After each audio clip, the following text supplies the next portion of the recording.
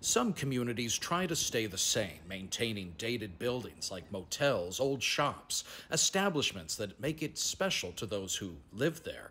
But with the passing of the Resiliency and Safe Structures Act, that could become harder to do. On the face, I think that our state government preempts too many local governments. St. Petersburg Representative Lindsay Cross argued against the measure on the state House floor and doesn't support the new regulations. The law prohibits local governments from blocking or restricting the demolition of buildings that are within the coastal construction control line. It includes structures that do not conform to flood elevation requirements set by the National Flood Insurance Program if it's deemed unsafe by local officials or ordered to be torn down. It makes it easier for developers to raise coastal buildings and replace them with as large of a structure as allowed by local zoning laws. This law applies to municipalities and populations greater than 10,000. Cities like Clearwater could be impacted. A small town like Reddington Beach would not.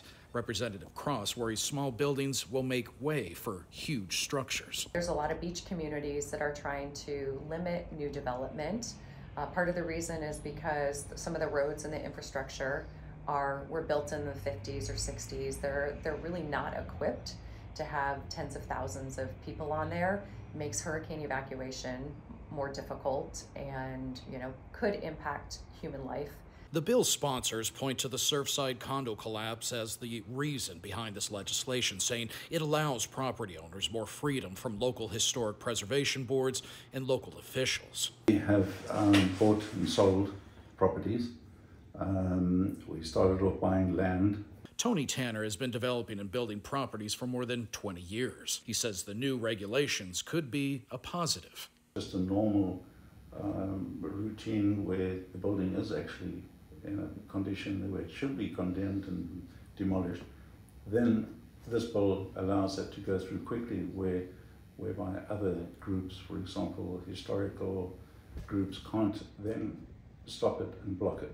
Representative Cross feels that it could create more issues than solutions, that huge structures may be built without locals having a say. You should be planning for worst case scenarios, making sure that you're looking at where infrastructure, where people should be located, things like hospitals and businesses. And if you're doing that, and then at the same time limiting local government's ability to mitigate for some of those impacts by putting a cap on the height or the size of a building, those things are contrary to each other. The bill is new, signed into law by Governor DeSantis in late March. Both the long-term and short-term effects have yet to be determined. In Pinellas County, Jeff Van Sant, Spectrum News.